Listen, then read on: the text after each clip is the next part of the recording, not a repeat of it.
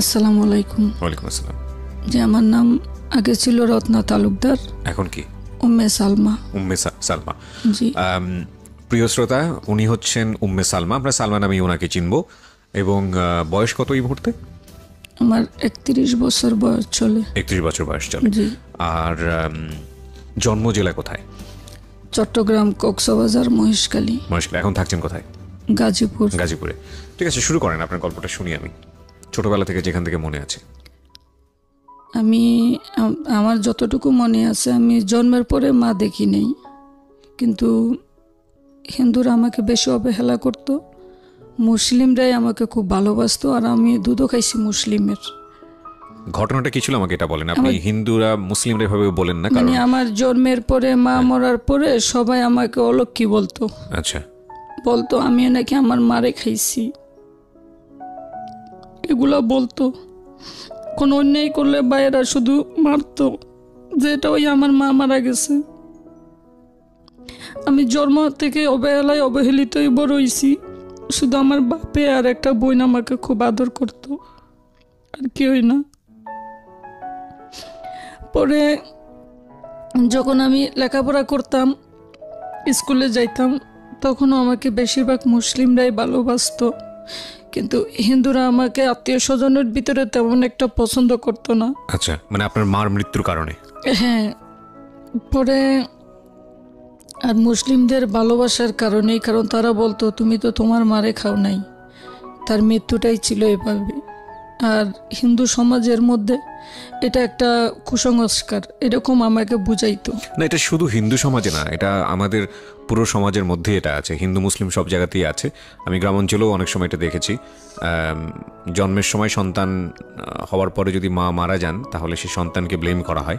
এটা আমাদের সমাজে প্রচলিত আছে, কিন্তু এটা কুসংস্কার। এটা ধর্মীয় দৃষ্টিকোণ থেকে বিষয়টাকে আমরা দেখব না, বাট আপনি যেটা বলেছেন সেটা আছে। হ্যাঁ, কিন্তু আপনি আপনার জীবনে যেটা ফেস করেছেন সেটাই আপনি এখানে বলছেন। সুতরাং প্রিয় শ্রোতা, ওনার বলার জায়গাটাকে আপনারা ওইভাবে নেবেন। হ্যাঁ, বলেন। আর বোনেরা থাকতো মাসির বাড়িতে। মা মরার পরে এক একজন এক এক জায়গায় থাকতো। ঘরে আমার ভাইয়ের বউ ছিল। তো এগুলো কি আপনার নিজের মেমোরি থেকে, নিজের স্মৃতি থেকে বলতেছেন নাকি? হ্যাঁ। আচ্ছা, তো তখন আপনার বয়স কত? তখন আমি ছোট ছিলাম, কত 4-5 বছর, যখন আমার এগুলো মনে থাকে। আমাদের ঘরে ধান চাউলের অভাব ছিল না, কিন্তু আমি বাতে কষ্ট করছি ছোট থেকেই। খাওয়া দাওয়াই। বাবা কি করতো আপনার? বাবা আমার গাছের ব্যবসা করতো, থাকতো না সব সময়। আচ্ছা। তো যার কারণে বাতে কষ্ট করছি আমি বাপের বাড়িতে। বহুত কষ্ট। আমার ভাইও মারতো, ভাইয়ের বউও মারতো। আমার কোনো মানুষ মাত্রই তো ভুল হয়তো, ওই সময় ওটা বুঝতাম না, এখন তো বড়, এখন বুঝি। সে ভুলগুলো আমার কখনো বাপের বাড়ি থেকে ভাইয়ের বউ মাপ করতো না। যে আমি একটা কাজ করতে গেলাম বা একটা ভুল হইলো, আমার মায়ের খাওয়াই লাগতো, তখন আমি খুব ভয়ে ভয়ে আতঙ্কে থাকতাম। আচ্ছা। পরে যখন আমি বড় হই, আমার হাই স্কুলে লেখাপড়া করি, এই কষ্ট নিয়েই ছোটো থেকে আমি বড় হয়েছি। যখন আমি হাই স্কুলে লেখাপড়া করি, ক্লাস 9-এ পড়ি, তখন আমি একটু দেখতে শুনতে অন্যরকম ছিলাম। সবাই শুধু বিরক্ত করতো আমাকে। পরে আমার এই মৌলভী স্যারের মেয়ে ছিল আমার বান্ধবী, ও শুধু আমাকে ইসলাম সম্বন্ধে বুঝাইতো। কোন ক্লাসে থাকা অবস্থা এটা? ক্লাস 9-এ থাকা অবস্থা। ওকে। ও শুধু আমাকে ইসলাম সম্বন্ধে বুঝাইতো, আর শুধু বলতো কলমা শিখ, বা প্রথম কলমা, দ্বিতীয় কলমা, এগুলো আমারও বলতো। আমারও ভালো লাগতো শুনতে। আমি অনেক সময় আমাদের হাই স্কুলের মধ্যে একটাই সিস্টেম, যখন এই ধর্মঘণ্টা হয়, তখন হিন্দু ধর্ম আলাদা এক জায়গায়, ইসলাম ধর্ম আলাদা এক জায়গায়। তো আমি বেশিরভাগ ইসলাম ধর্ম ক্লাসে চলে যাইতাম, আমার ভালো লাগতো। ওখানে গজল বলতো বা আরবিগুলো কেমন জানি শুনতো, আমার ভালো লাগতো। পরে আমি ওখানে যাইতাম, এজন্য অনেকবার স্কুলে মাইরও খাইছি। আর আমার কথাবার্তায় বা চলে কীভাবে জানি আমার বাপ ভাই সবাই বুঝতে পারছে যে আমি ইসলাম ধর্মের প্রতি আমার একটা আমি আকৃষ্ট হয়ে গেছি। তখন আমাকে আমার ভাই বোন, বাবা জীবনও মারে নাই, বাবা আমাকে অনেক মারছে আমাকে। তখন আমি আমার বাপের সাথে জিদ করছিলাম যে আমি যদি তোর মেয়ে হয়ে থাকি, তাহলে আমি 1 সপ্তাহের মধ্যে মুসলিম হয়ে আমি তোরে দেখাবো। এ কথা বলছি আমি আমার বাবারে। আমি ঠিক 1 সপ্তাহ পরে আমি আমার বাপের বাড়ি থেকে পলাইয়া চলে গেছি। চলে আমাকে ক্লাস 9 এ পড়েন তখন আপনি? হ্যাঁ, তো আমাকে একটা বোরকা দিছে, আমার নাম বলা যাবে না, আমাদের এক হুজুরে একটা বোরকা দিছে, হাত মৌজা দিছে, পা মৌজা দিছে, মুখ বাঁধতে জানি না আমি, মুখটাও বাঁধতে দিছে ওনারা, বলছে তুমি গাড়িতে উঠলে কুলে ফেলাইও। পরে আমি ওখান থেকে উনি 800 টাকাও দিছে আমাকে। আমি বলছি স্যার আমি এখানে থাকলে আমাকে মারবো, আমি আরও মার খাবো। পরে উনি আমাকে টাকা দেয়। পরে আমি পলাইয়া চট্টগ্রাম জামে আহমদিয়া সুন্নি আলিয়া মাদ্রাসায় আসি 2002 সালে। এই মাদ্রাসার খোঁজ পান কিভাবে আপনি? আমাকে বলছে একজনে। কি বলছে আপনাকে? উনি বলছে তুমি যদি কোনো মাদ্রাসায় যাও তাহলে তুমি মুসলিম হইতে পারবা। আচ্ছা, তো এই মাদ্রাসার খোঁজ উনি দিয়েছিল আপনাকে? উনি দিয়েছে। আর এই হুজুরের খোঁজটা আপনি পেলেন কিভাবে? উনি আমাদের স্কুলের টিচার। ও, স্কুলের টিচার ছিলেন। জি, ওনার মেয়ের সঙ্গে আপনার সম্পর্ক ছিল? হ্যাঁ, নামটা বলা যাবে না। ঠিক আছে, প্রয়োজন নেই, হ্যাঁ বলেন। পরে আমি ওনার মাধ্যমেই এই জামে আহমদিয়া সুন্নি আলিয়া মাদ্রাসায় 2002 20 আগস্টে আসি। 2002 সালের 20 আগস্ট? 20 আগস্টে আসি। ওখানে মাওলানা মোহাম্মদ জালালউদ্দিন আল কাদেরি ছিল। আমি মাদ্রাসার গেটে দাঁড়াইছিলাম, অনেককে জিজ্ঞেস করছি যে আমি এই মাদ্রাসায় কিভাবে যাব। তখন ওনারা মহিলারা শিখিয়ে দিছে যেখানে তো মহিলা যাওয়া যায় না। আমি তো যাব, কারণ আমাকে অনেকেই বলছে ওনার হাত থেকেই তুমি মুসলিম হইতে পারবা। পরে আমি মাওলানা জালালউদ্দিন আল কাদেরির কাছে যাই। পরে আমি ওই মাদ্রাসার গেটে অনেকে বলছে যদি আপনি আঞ্জুমান অফিসে হুজুরের রুমে যাইতে পারেন তাহলে আপনি মুসলিম হইতে পারবেন, নাইলে পারবেন না। আচ্ছা। অনেক মুরব্বী বলছে দেখো তুমি একটা যুবতী মহিলা, তুমি যত দ্রুত সম্ভব তুমি ওনার সাথে দেখা করো, হয়তো রাইতে থাকারও একটা ব্যবস্থা তোমার হয়ে যাবে। তখন আমি এই হুজুরের কাছে যাইতে চাইলে সিকিউরিটি আমাকে বাধা দেয়। গেটে সিকিউরিটি আছে, দারোয়ান। তখন আমি ওই দারোয়ানের কথা শুনি না, উনি তার মহিলার গায়ে হাত দিবে না যেহেতু মাদ্রাসা। তখন আমি ডাইরেক্ট প্রিন্সিপাল স্যারের রুমে চলে যাই। স্যার না, ওনাকে আমি এখন আব্বা ডাকি। ওনার রুমে চলে যাই। ওনার রুমে গিয়ে আমি বসি। পরে উনি আমাকে বললো তোমাকে তো, তুমি কে? আমি পরিচয় দিয়েছি যে আমি হিন্দুর মেয়ে। তোমার পোশাক আশাকে তো বোঝা যায় না যে তুমি হিন্দুর মেয়ে। পরে আমি বলছি যে না, আমি হিন্দুর মেয়ে, আমি সনাতন ধর্মের, আমার বাবার নাম হচ্ছে গণেশচন্দ্র তালুকদার, আমি সনাতন ধর্মের, আমি হিন্দুর মেয়ে। পরে উনি বসতে দিল। উনি বসতে দেওয়ার আগে আচ্ছা আপনি এখন যান। তখন আমি ওনাকে বললাম দেখেন অতিথি বিমুখ হলে ধর্ম যায় রসাতুল, এটা সব ধর্মেই বলে।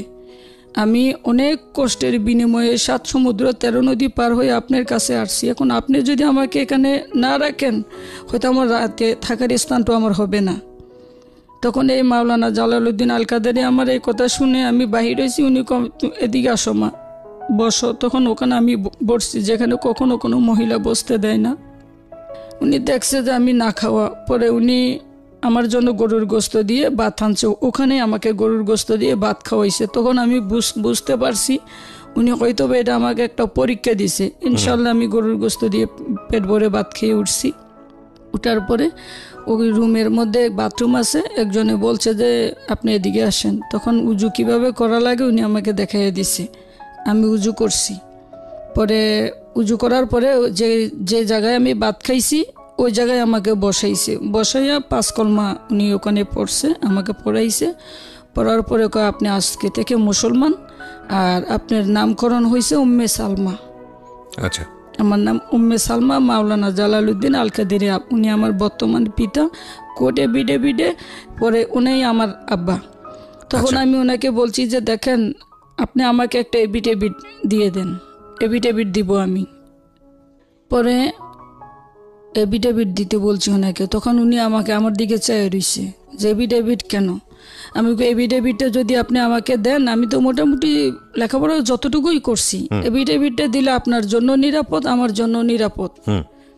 কারণ আমার বয়স কম, আমার মা তো নাই, বাবা বলবে, আমার ভাইয়েরা বলবে আপনারা আমাকে জোর করছেন। আর যেহেতু আমার কারোর সাথে কোনো সম্পর্কও নাই।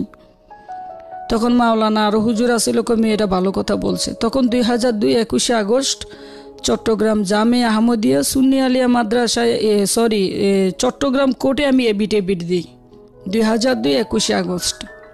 পরে ওখানে লোক আমাকে বিয়ের প্রস্তাব দিছে, আমি না করছি। কারণ আমি না করছি এজন্য আমি চিনি না, জানি না, বা আমার ভালো লাগছে, আমি ইসলাম ধর্ম গ্রহণ করছি, এখানে আমাকে বিয়ে বসতে হবে এমন কোনো কথা নাই। আচ্ছা, কিন্তু আপনি কি একটা জিনিস থাকে না যে ধর্মান্তরিত হলেন, ঠিক আছে, কিন্তু আবার তো বাবার কাছে ফিরে যেতে হবে। ক্লাস 9-এ পড়েন আপনি, কি খাবেন, কই থাকবেন, কি করবেন, এসব চিন্তা ভাবনা আপনার মাথার মধ্যে কাজ করছিল সেই সময়টাতে, নাকি একেবারেই চিন্তা ছিল না? ওটা আমার ভিতরে ছিল না, কারণ আমার শুধু তখন একটাই, কেমন জানি আমি জানি না, আমার মাথার মধ্যে একটাই শুধু তখন কাজ করছে যে আমি মুসলিম বা এই পরিচয়টা আমি কখন দিব, এটাই বাস্তব। আচ্ছা, আমি মুসলিম, আমি এই পরিচয়টা কখন দিব। আসলে যারা আলহামদুলিল্লাহ আল্লাহ আপনাকে হেদায়েত করেছেন, এবং আপনি যে বয়সের গল্প বলছেন এটা, আমি যেহেতু ইসলাম ধর্ম বিশ্বাসী, আমি একজন মুসলিম, সুতরাং সেই জায়গা থেকে আমি আমার জায়গা থেকে যেভাবে ব্যাখ্যা করব যে এটা অনেক বড় সৌভাগ্যের বিষয়। হ্যাঁ, নিঃসন্দেহে। জি বলেন। যারা বিয়ে ছাড়া বা কারোর সাথে সম্পর্ক ছাড়া মুসলিম হতে চায়, আসলে তাদের ভিতরে আল্লাহ এমন একটা মানে মাথার মধ্যে এমন একটা দেয় যে সে আসলে তখন যতক্ষণ না পর্যন্ত সে মুসলিম হবে ততক্ষণ পর্যন্ত তার মাথার মধ্যে কেমন যেন একটা ট্রমা হিসেবে কাজ করে। মানে আপনি নিজে এটা অনুভব করেছেন? জি, আমি এটা নিজেই অনুভব করছি, কারণ আমি যখন মুসলিম হয়েছি আমাকে কেউ জোর করে নেই বা আমাকে কেউ বলেও নেই, কেমন জানি আমার মনেই চাইছে যে আমি মুসলিম হই। এবং এরপরে কি হবে না সব কোনো চিন্তা নেই। না, ওই চিন্তাটা বলছিলাম যে আল্লাহ আপনাকে, এটা একটা বিশেষ শক্তি আমি মনে করি, আপনাকে আল্লাহ হয়তো সেই জিনিসটা দিয়েছিলেন। হ্যাঁ বলেন। তারপর পরে ওই দিন এক সপ্তাহ মতো আমি ওই মাওলানা জালালউদ্দিন আল কাদেরির বাড়িতে ছিলাম। টাকা খাওয়া, আমাকে কিছু কাপড় চোপড় দিছে, আর 20,000 লোক আমার জন্য দোয়া করছে। জামিয়া আহমদিয়া সুন্নিয়া, জি, ওই মাদ্রাসার। তখন মাওলানা জালালউদ্দিনের কাছে মানে আব্বা হুজুরের কাছে আমার একটা বিয়ের প্রস্তাব গেছে, যে মেয়েটাকে আমি বিয়ে করব, উনি একজন হুজুর, সোনালী ব্যাংকে চাকরি করে। তো ইন দ্য মিন টাইম কোনো ধরনের খোঁজ খবর হয়নি আপনার বাড়ি থেকে? কোথায় গেল, কি করলো? হ্যাঁ হয়েছে, এটা পরে হয়েছে। আচ্ছা, মানে বিয়ে শাদীর প্রস্তাব আগে এসছে? হ্যাঁ, আগে আসছে। তারপর কিন্তু আপনার যিনি আব্বা হুজুর, তিনিও কি বাড়িতে যোগাযোগ করেননি আপনার? না, উনিও যোগাযোগ করেননি। আচ্ছা, ঠিক আছে। তারপর পরে এই যখন বিয়ের প্রস্তাবটা আসছে ওটা আমি প্রত্যাখ্যান করছি, যে আমি বিয়ে করার জন্য আমি ইসলাম ধর্ম গ্রহণ করিনি। তারপরে আঞ্জুমান অফিস থেকে আমাকে কিছু টাকা পয়সা দিতে চাইছে, আমি সেটাও প্রত্যাখ্যান করছি, কারণ আমি মুসলিম হব বা আমাকে কেউ টাকা পয়সা দিবে আমি এই লোভে ইসলাম ধর্ম গ্রহণ করিনি। আমি অনুদান আমার লাগবে না, কারণ আমি এই সময় ইয়ং, আর টাকা পয়সাগুলো দিয়ে আমি কি করবো, অতটুকু আমার ছিল না। আচ্ছা, পরে আমি মাওলানা জালালউদ্দিন আল কাদেরিকে বলছি যে আব্বা আমি চাকরি করব, যদি আপনি অনুমতি দেন। লেখাপড়ার কি হলো ওই সময়? ক্লাস 9 না, আমি আর পড়ি নাই, ওনারা পড়াইতে চাইছে, আমি পড়ি নাই। আচ্ছা, তখন আমি বলছি আমি চাকরি করব। তুমি তো লেখাপড়া বেশি করো না, তুমি কি চাকরি করবা? তখন আমি বলছি কি, এই যে ওখানের এক লোক কিভাবে জানি, এই বিজিএম এর AKM ফজলুল হক স্যার, ওনার ফ্যাক্টরির মধ্যে ওনার এক ভাই থাকে, সম্ভবত বাবুল স্যার ওনার নাম, ওনার সাথে পরিচয় আছে। তখন আমি বলছি যে আমি চাকরি করব। কই ইসলাম গার্মেন্টসের বা ইসলাম চাকরি এটা করে না, এলাও করে না। তখনও আমি বলছি যে না, আমি নিজের পায়ে নিজে দাঁড়াইতে চাই। তখন ওনাদেরকে আমি অনেক বোঝানোর পরে ওই মাদ্রাসার এক হুজুরের মাধ্যমে ওই ফ্যাক্টরির মালিকের ভাইয়ের কাছে আমি আসি। আচ্ছা, আসার পরে ওনাকে আমি বলছি যে স্যার আমি চাকরি করব, যদি আপনি আমাকে চাকরি দেন। তখন ওনারা আমাকে ওখানে চাকরি দিছে, এই 15 দিন মতো হেড অফিসে আমাকে ট্রেনিং দিছে যে ভালো একটা পদ দেওয়া যায় কিনা। আচ্ছা, তখন আমি ওনাদের ওখানে সুইং সুপারভাইজার হিসেবে ওখানে আমাকে ওরা গার্মেন্টসে চাকরি দেয় ওই বয়সে। হ্যাঁ, আমি বুঝতাম না তখন। আচ্ছা, প্রিয় শ্রোতা, আপনারা শুনছেন প্রাণ মিস্টার ম্যাঙ্গো ক্যান্ডি প্রেজেন্স জীবন গল্প। জীবন গল্পের অতিথির গল্পে আবারও ফিরবো, তার আগে আপনাদেরকে মনে করিয়ে দিচ্ছি, সিচুয়েশন যখন খুব কড়া, মন বসে না কোনো কাজে, তখন মন ঠিক করতে মুখ দিতে পারেন কাঁচা আমের স্বাদে Pran mister mango candy, good mood guaranteed. আর আমাদের আজকের এই গেস্টকে যদি আপনি দেখতে চান, প্লিজ চলে আসবেন আমার ইউটিউব চ্যানেলে। আমার ইউটিউব চ্যানেলের ঠিকানা হচ্ছে www.youtube.com/RJKebriafm। আমি আবারও বলছি www.youtube.com/RJKebriafm। চ্যানেলটি আছে কিবরিয়া আরজে নামে। Please like this channel. আমরা ফিরে যাচ্ছি আমাদের অতিথির গল্পে। জি, আমি অনেক কিছু শিখছি ওই ফ্যাক্টরি থেকে, অনেক কিছু শিখছি। কত টাকা বেতনে ছিল প্রথম দিকে?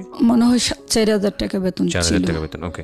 হ্যাঁ, 4,000 এই ছিল কি 38, আমার স্মরণে নাই, অনেক আগের কথা তো, আমার মনে নাই। কিন্তু আমার অনেক ভুল ছিল কাজে, ওগুলো প্রথম তো খুব স্বাভাবিক, অনেক ভুল ছিল আমার। ওয়ার্কারদের সাথে কথা বলতে জানতাম না, বা অনেক ভুল ছিল। আমার যত ভুল সব মাপ পাইয়া যাইতাম আমি। আচ্ছা আর পিএম ছিল হিন্দু, আচ্ছা এটাই ছিল আমার একটু প্রবলেম। পিএমটা ছিল হিন্দু, তবে হিন্দু হলেও কিন্তু আমি ওনার কাছে কখনো হার মানি নেই। উনি আমাকে অনেক শাস্তি দেওয়ার চেষ্টা করতো, কিন্তু উনি পারতো না। সরাসরি মালিকের ভাইয়ের কাছে আমি চলে যেতাম, স্যারের কাছে, স্যার এই প্রবলেম হয়েছে। উনি একদিন ডেকে পিএম এর বলছে ও যেমনে চাই এমনি আপনি ওকে সুযোগ দিবেন। এরপর থেকে আমি 2 মাস কষ্ট হয়েছে, তখন কিন্তু আমি মোটামুটি সব কিছু বুঝা ফেলাইছি, গার্মেন্টস সম্বন্ধে বা অনেক কিছু বুঝে ফেলছি আমি। তো ওখানে বিয়ে হয়, আমার স্বামীর সাথে আমার পরিচয় হয়, তখন 2003 সাল চলে। জি, আমি মেয়েদের সাথে থাকতাম, নামাজ পড়তাম, এই এমনি যাই নামাজ বিছাইতাম। সবাই যেভাবে নামাজ পড়ে, কেউ নামাজ পড়লে আমি তখন বলতাম যে আমার জন্য একটু দাঁড়াও, আমি নামাজ পড়বো। তখন ওই যাই নামাজ নিয়ে আসতাম, উনি যেভাবে যেভাবে হাত বাঁধে ওভাবে বাঁধতাম, উনি যেভাবে রুকু সিজদায় যায় আমি ওভাবেই যাইতাম। আমি জানতাম না, হ্যাঁ, মনে মনে শুধু আল্লাহ আল্লাহ বলতাম, আর কোনো সূরা জানতাম না। মাশাআল্লাহ, এটা ঠিক কবুল হয়ে যাবে ইনশাআল্লাহ। হ্যাঁ, পরে ওখানে যে ভাড়া থাকতাম, ওখানে আমার স্বামীর সাথে আমার পরিচয় হয়। মানে তখন তার স্বামী ছিল না, তখন আলটিমেটলি কোন একটা ছেলের সঙ্গে আমাকে পরিচয়। আপা ডাকতো। আচ্ছা, পরিচয়টা কিভাবে হয়, কিভাবে আপনারা সম্পর্কে জড়ালেন একটু? আমি 18 নম্বর রুমে ছিলাম, উনি 19 নম্বর রুমে ছিল। আচ্ছা, তারপরে উনি রান্না করে ওখানে বসতো, আমাদের যখন বন্ধ থাকতো তখন ওনার সাথে উনি কথা বলতো আমার সাথে। একদিন 20টা টাকার প্রয়োজন ছিল, আমি আমার হাজবেন্ডের কাছে চাইছিলাম, উনি দিছে 20 টাকা থেকে আমাদের সম্পর্কটা। আচ্ছা, পরে পরবর্তী এই টাকা দিতে যাই, উনি নেয় না। আর ওনার সাথে বেশ আমি 1-2 মাস কথা বলার পরে আমি যতদূর বুঝছি যে একজন ভালো মানুষ হিসেবে যতটুকু সততা থাকা উচিত, ইমান থাকা উচিত, এগুলো তার মধ্যে আছে। ওনার নাম হচ্ছে শহীদুল ইসলাম, মোহাম্মদ শহীদুল ইসলাম। জি। পরে ওনার সাথে আমার সম্পর্ক চলে অনেক দিন, প্রায় 6-7 মাস সম্পর্ক হয়। তো এই বেশিরভাগ আমি তার প্রতি আকৃষ্ট হয়েছি। উনি আমাকে ওই সময় কলমা তো আমি পারতাম, সূরা শিখাইছে। তারপরে আলহামদুলিল্লাহ সূরা শিখাইছে। ওই যে পাশাপাশি রুম, তো বসে আমি আমার রুমে বসতাম। এই সময়ও কি আপনার বাড়িতে যোগাযোগ হয়নি, কেউ খোঁজ খবর নেয়নি? ওনারাও আমাদের বাড়িতে, আমার ভাই বোনেরা আমার ফ্যাক্টরির গেটে গেছে। আচ্ছা, ও ফ্যাক্টরির গেটে গিয়ে তখন তো আমার অতীতগুলো আমি তাদেরকে তুলে ধরছি। আচ্ছা, আমি বলছি যখন আমাকে 1 প্লেট ভাত মাইপে 1/2 প্লেট ভাত দিত, তখন কই আসিলি তোরা? আমার সবসময় চুরি করা লাগতো ঘরের ভাতের পাতিল, আমি সবসময় চুরি করতাম ঘরে। আমার বাপের বাড়িতে আমার চুরি করে ভাত খাওয়া লাগতো। এটাই সত্য, বুঝছেন? ভাই থাকতো না, বাপ থাকতো না। আমি এমনও করছি, আসলে কি পরিস্থিতি মানুষকে অনেক কিছু করে। আমি এমনও ঘরে খাইছি, ভালো কিছু রান্না আমার ভাইয়ের বউ আমারে ঠিক মতো দিত না, তখন আমি তালা পোকা ধরে মাইরেও তরকারিতে দিতাম বা ভাতে দিতাম, তখন এই ভাত ওরা খেত না। ওই জায়গা থেকে এগুলো ফলাইয়ে দিয়ে পরে এগুলো আমারই খাওয়াইতো, কারণ আমি জানি যত বা উচ্ছিষ্ট খাবার, হ্যাঁ, ওগুলো আমার ভাইয়ের বউ দিত, কিন্তু আমার ভাই বুঝতো না। আর ভাই বুঝলো কি বলবে, ভাই ঘরে একটা ভালো কিছু খাবার আনলে চুরি করে ভাইয়ের বউরে দিত। মানে আপনি তেলাপোকাটা এই কারণে দিতেন যাতে খাবারটা আপনাকে দেয়? হ্যাঁ, আর আমার ভাইয়ে ভালো মন্দ যত খাবার আনতো ভাইয়ের বউরেই দিত ঘরের মধ্যে। ভাইয়ের বউ চুরি করে করে খাইতো, কিন্তু কখনো আমারে দেয় নাই। দেখেন, আমি একজন নারী, বিবাহিত, আমারও ননদ আছে, আমি কখনো আরেকজন নারীর নামে মিথ্যা বলবো না, কিন্তু আমার এই কাজগুলো আমার ভাইয়ের বউ করতো, আমাকে দিয়ে করে সব কাজ করাইতো। আমি বহুত কষ্টে আমি তাদেরকে ত্যাগ করছি, আমার চুল পরিমাণ কষ্ট হয় নাই, কিন্তু এখন কষ্ট হয়, কারণ এখন যে একটা বিপদে পড়ছি আমি এখন বুঝি আমি। তবে আমার যে ভাই বউ আমাকে সব সময়ের জন্য মারধর করতো, কষ্ট দিত, তাদের প্রতি আমার কোনো সহানুভূতি নেই। পরে যাই হোক, আমার হাজব্যান্ডের সাথে যখন আমার পরিচয়টা হয়, তো ওরা এসে যোগাযোগ করার পরে কি হলো, আপনি ফিরাই দিলেন? তারা যখন ফ্যাক্টরির গেটে আসতো, এসে আমার ভাই একদিন আমার হাত ধরছে, আমি ধাক্কা দিয়া বাইরে ফালাইয়া দিছি। তখন আমি বলছি যে আমি তোরে চিনি না, কই আসিলি? যখন আমাকে সকাল থেকে এই অনেক সময় স্কুলে যেতে দিত না, আমার কাজ করাইতো, ভাইয়ের বউ চেয়ারে বসে বসে আমার হুকুম দিত। আমি ছোট মানুষ, আমাকে এমনও হয়েছে যে কল চাপতে পারি না আমি, যে চাপ কলটা আমি চাপতে পারি না, কারণ আমার বয়স যে কল শক্ত ছিল। আমার ভাইয়ের বউ কী করতো, সবসময়ের জন্য আমাকে দিয়ে কল চাপাইতো। তখন আমি কি করতাম, যদি কল না চাপতাম তখন ভাইয়ের বউ বলতো যে, আমার বদি বলতো, তো দাদা এলে কিন্তু আজকে বিচার দেবো, তুই পানি এনে দেওস নাই। তখন ওই পেট দিয়ে কলেরও ধরে আমি শক্ত করে মানে চাপ দিয়ে আমি কল চাপতাম। এই জন্য আমার পেটে কিন্তু এই নাড়ি বুড়ি সব মানে শক্ত হয়ে গেছিল। এই জন্য আমার বাবা আমাকে চিকিৎসা করাইছে। আর যখন আমার বোনেরা সবাই জানছে, আমার মামার বাড়ির মধ্যে জানছে, ফ্যামিলি থেকেও সবাই আইসা, তখন আমার ভাইয়ের বউ ওর একটা চাপ দিছে যে ও ছোট মানুষ, ওর এত বড় কলসিটা কেন দেও। আমিও বয়ে বয়ে আনতাম, নাইলে মাইর খাবো। তখন আমার ভাইয়ে বড় একটা লাঠি দিয়ে ভাইয়ের বউরে মাইরা মাথা ফাটাইয়া ফেলাইছিল, অনেক বড় মাথা ফাটছিল। এই সময় চেয়ারম্যান পর্যন্ত দেখতে আসছিল। যদি আমার ভাইয়ের বউর পরবর্তী শিখাইয়া দিছে আমার ভাইয়ে। ঠিক আছে, তো আপনি ফেরত দিয়ে দিলেন। তারপরে আপনার ফ্যাক্টরির সামনে থেকে ওনারা কি রিটার্ন চলে গেল? মানে আপনাকে তো নিতেই আসছে। হ্যাঁ, চলে গেছে। হ্যাঁ, ওই সময় কি জানালেন ওদেরকে যে আপনি মুসলমান হয়ে গেছেন? হ্যাঁ, জানতো, এটা পরবর্তী জানছে। আচ্ছা, ঠিক আছে। তারপরে আপনি যার কথা বলছিলেন যে আপনার পরবর্তীতে যিনি হাজবেন্ড হয়েছেন তার সাথে সম্পর্কের বিষয়টা। জি, পরে যখন আমার স্বামীর সাথে আমার পরিচয় হয় তখন তারে আমার ভালো লাগে। ভালো লাগলেই সে আমাকে সূরা শিখাইছে, বা মা বাপ সম্বন্ধে তার মানে যথেষ্ট ভক্তি। আর তার মা বাবাও খুব ভালো, আমার শ্বশুর শাশুড়ি খুব ভালো। তখন আমি আমার স্বামীকে নিজেই প্রস্তাব দিছি। আমার স্বামী শুধু আমাকে বারবার বলতো যে আপনি একটা ভালো ছেলে দেখে বিয়ে করেন। তখন আমি আমার স্বামীকে বলছি যে আপনাকেই তো আমার ভালো লাগে, আমি ভালো ছেলে আর কই দেখবো। তখন সে একটা টেক্সটাইল মিলে চাকরি করতো, সুতার মিলে, আর টিউশনি করাইতো। আচ্ছা। তো আমার স্বামী বলছে ঠিক আছে, আপনি যদি বিয়ে বসেন বা বিয়ে করতে চান, আমাকে যদি আপনার ভালো লাগে আমি আপনাকে বিয়ে করব। তখন আপনি করে কথা বলতাম আমরা। আচ্ছা। তখন আমি আমার হাজব্যান্ডকে নিয়ে চট্টগ্রাম ওই যে জামিয়া আহমদিয়া সুন্নি আলিয়া মাদ্রাসায় যাই শুক্রবারে। ওখানে গিয়ে মাওলানা জালালউদ্দিন আল কাদেরী সাহেব, বর্তমান যে উনি আমার পিতা, ওনাকে আমি বলি। বলার পরে উনি বলছে ঠিক আছে, যদি তোমরা দুজনকে ভালোবাসো তাহলে তোমরা একটা শুভ দিন থেকে বিয়ে করে ফেলো। আর আমার বিয়েটা তখন মাদ্রাসা থেকে দেওয়া হয় নাই। আচ্ছা। তখন আমি বদারাট কাজী অফিসে আমার স্বামী তার মানে পরিচিত সবাইকে নিয়ে ওখানে গিয়ে আমি বিয়ে করি। আচ্ছা। বিয়ে করার পরে আমি কাবিননামা কি বুঝতাম না। কাবিন যদিও কম দিছি, বুঝতাম না আমি কাবিননামা, এখন বুঝি। পরে বদারাট কাজী অফিসে বিয়ে হয়। তখন সুন্নিয়া মাদ্রাসায় আমরা দুইজন যাই, হুজুরদেরকে জানাইতাম। তখন আমার স্বামীকে তারা আঞ্জুমান অফিস থেকে এককালীন কিছু টাকা পয়সা দিতে চাইছে। তখন আমি না করছি, আমি তুমি যদি টাকা পয়সা নাও আমি তোমার ঘর করব না। আমার স্বামীও বলছে যে আমার টাকা পয়সা লাগবে না। টাকা পয়সা কেন নেননি আপনারা? আপনাদেরকে তো সাহায্য করতে চাইছে। আমি আসলে টাকা পয়সাগুলো দিয়ে কি হবে অতটুকু জ্ঞানটা তখন ছিল না। তখন এটাই আসছিল যে আমরা দুজনেই তো চাকরি করি, যেভাবেই হোক দাঁড়িয়ে যাব, মানুষের সাহায্য কেন নিতে হবে। হ্যাঁ, তখন এটা একটা লজ্জা লাগে বা শরম পাইতাম। কেউ যদি টাকা হাততো তখন মানে শরম পাইতাম আমি, এটা ছোট থেকেই লজ্জা লাগতো।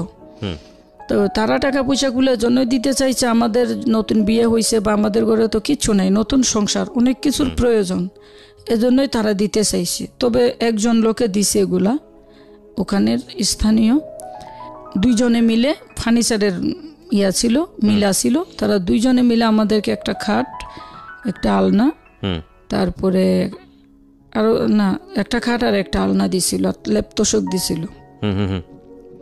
এতটুকুই আমি ওনাদের কাছে পাইছি। আচ্ছা।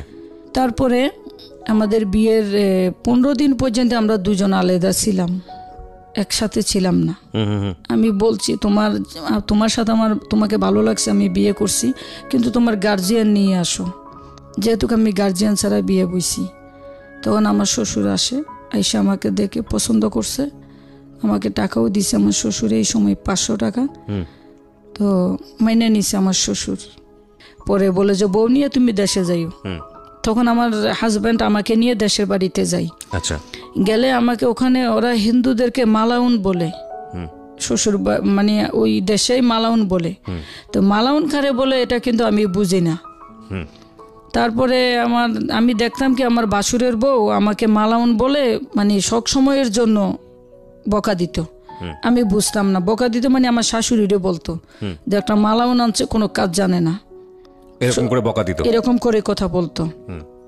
তখন আমার স্বামী এই কথাটা বাহিরেতে শুনছে, শুনলে সে ভিতরে যায়। ভিতরে গিয়ে আমার শাশুড়িরে বলে যে মা, ওটাও তোমার ছেলে, আমিও তোমার ছেলে, আমার ভালো লাগছে, আমি তার বিয়ে করছি। তোমার বড় ছেলের বউ যেগুলো কই, এগুলো যদি ও বুঝে তাইলে কি হইব? এটা আমার স্বামী আমার শাশুড়িকে তখন বলে। পর্যন্ত আপনি এই ডাক্তার মানে বোঝেন না? না, আমি বুঝতাম না। যখন আমার স্বামী এ কথা বলছে না, তখন আমি টনক নটে গেছে। তখন আমি শুনতেছি, খানটা খাড়া করে শুনতেছি। তখন আমার স্বামী আমার রুমে যখন আসছে, তখন আমি বলছি যে দাঁড়াও, কি বলছে? মালাউন কারে বলো, তুমি এখন আমারে বলবো। একটা জিনিস খেয়াল রাখবেন প্রিয় শ্রোতা, আমাদের কি বলা যেতে পারে, একেবারে সমাজ চরিত্র যেটাকে বলে, প্রান্তিক পর্যায়ের মানুষ যারা আছেন তাদের ভেতরের জীবনযাপনের যে প্রক্রিয়া, এই যে এই শব্দ বলে ডাকা বা কাউকে তুচ্ছতাচ্ছিল্য করা, এগুলোর আসলে দায় ধর্ম নেয় না। কারণ সকল ধর্মই বলে মানুষকে ভালোবাসতে, মানুষকে শ্রদ্ধা করতে, মানুষকে শ্রদ্ধা করে পুণ্য কামাতে, সকল ধর্মই বলে এই কথাটা। কিন্তু আমাদের এই যে জাতিগত বিভেদ বা ধর্মীয়গত বিভেদ বা সাম্প্রদায়িক মনোভাব, এগুলোর একটা খুব শক্তিশালী চরিত্র কিন্তু আমাদের জীবনযাপনের মধ্যেই আছে। আমরা যখন কোনো ব্যক্তিগত আক্রোশের মধ্যে চলে যাই, তখন এই চরিত্রগুলো ফুটে ওঠে। আমরা যাকে ইচ্ছা বকা দিচ্ছি, যেভাবে ইচ্ছা বকা দিচ্ছি, আমাদের রাগ প্রশমন হচ্ছি, কিন্তু এটা মনে রাখছি না যে যেই জিনিসটা আমি দিয়ে দিচ্ছি কাউকে, ওই জিনিসটা আমার কাছ থেকে আমাকে রিল্যাক্স করলেও আমি কিন্তু কাউকে আমাকে পরবর্তীতে আক্রমণ করার জন্য এরকম একটা কোনো জিনিস তার কাছে জমা দিলাম। মানে বিষয়টা এরকম, ধরেন আপনি কাউকে বকা দিচ্ছেন বা যে কোনো কিছু বলে হিট করছেন, আপনার ভালো লাগছে, এতে আপনার একটু রাগটা প্রশমন হচ্ছে, কিন্তু আপনি কিন্তু তার পরক্ষণেই চিন্তাগ্রস্ত, কিংবা আপনাকে অবশ্যই টেনশনে থাকতে হবে এই কারণে যে এই রাগটা কিন্তু আমি ট্রান্সফার করে আরেকজনের কাছে দিলাম, এবং সেটা কোন দিকে রূপ নিবে আপনি কিন্তু জানেন না। এটা কিন্তু নিজের কাছে রাগ গোপন রাখার চাইতেও ভয়াবহ অবস্থা। সুতরাং এই জন্যই দেখবেন যে ওয়াইজ ম্যানরা এই কথাটা বলে যে আপনি রেগে গেলেন তো আপনি হেরে গেলেন। অনেক সময় গাড়ির পেছনে সুন্দর করে লেখা থাকে। কারণটা হচ্ছে, রাগ যতক্ষণ আপনার কাছে আছে, কষ্ট যতক্ষণ আপনার কাছে আছে, বা কারোর প্রতি ক্ষোভ যতক্ষণ আপনার কাছে আছে, সেটা নিয়ন্ত্রণ আপনার কাছে আছে। কিন্তু আপনি যখন প্রকাশ করে ফেললেন, আপনি যখন কাউকে হিট করে ফেললেন, আপনি যখন কাউকে বকা দিয়ে ফেললেন, আপনি তো ভুলে যাবেন, আপনার রিল্যাক্স হয়ে যাবেন, কারণ আপনার রাগ ততক্ষণের শেষ। কিন্তু আপনার ভেতরের এই যে মানে ভয়ঙ্কর রকমের খারাপ কাজটা, এটা আপনি যার সাথে করলেন তার কাছে এটা জমা দিলেন, এবং এটা পরবর্তীতে কিভাবে আপনার কাছে ফিরে আসবে আপনি এটা জানেন না। অর্থাৎ আগের চেয়ে পরের অবস্থা কিন্তু আরও জটিল অবস্থা। ঠিক আছে, এই জন্য রাগটা না করাটাই ভালো। প্রিয় শ্রোতা, আপনারা শুনছেন প্রাণ মিস্টার ম্যাঙ্গো ক্যান্ডি প্রেজেন্স জীবন গল্প। জীবন গল্পের অতিথির গল্পে আবারও ফিরবো, তার আগে আপনাদেরকে মনে করিয়ে দিচ্ছি, সিচুয়েশন যখন খুব কড়া, মন বসে না কোনো কাজে, তখন মন ঠিক করতে মুখ দিতে পারেন কাঁচা আমের স্বাদে Pran mister mango candy, good mood guaranteed. আর আমাদের আজকের এই গেস্টকে যদি আপনি দেখতে চান, প্লিজ চলে আসবেন আমার ইউটিউব চ্যানেলে। আমার ইউটিউব চ্যানেলের ঠিকানা হচ্ছে www.youtube.com/RJKebriafm। আমি আবারও বলছি, www.youtube.com/RJKebriafm। চ্যানেলটি আছে কিবরিয়া আরজে নামে। Please like this channel. আমরা ফিরে যাচ্ছি আমাদের অতিথির গল্পে। জি, ওকে। জি, আপনি যে কথাটা বলছিলেন যে আপনাকে গালি দিচ্ছিল এবং আপনার হাজবেন্ডকে আপনি জিজ্ঞেস করলেন যে বলো এটা জিনিসটা আসলে কি। হ্যাঁ, তখন আমি বলছি তুমি আমাকে বলো তো কি বলছে। হেই, পরে কই কিছু না। আমি কইছি আমাকে শুয়ে বলো, তখন সে আমাকে বলে নেই। পরবর্তী আমার মাথা থেকে যায় না যে আমাকে মালাউন যে বললো, আমার লাগতেছে যে কয়েকটা কথাই ইঙ্গিত আমাকেই বুঝাই, যদিও আমি মালাউনটা বুঝি নেই। পরে আমি ওই বাড়িতে একজনকে আমি বলছি যে আচ্ছা মালাউন, তার নামটা আমি বলতে চাই না, মালাউন কারে বলে। তখন না, মালাউন কারে বলে এটা না, আমি এই মালাউন এদিকেই, আমি এভাবেই বলছি। তখন সে আমাকে বলেই মালাউন তো তুমি আমার মালাউন ডাকলা কেন, মানে বোঝার জন্য আসলে। হ্যাঁ।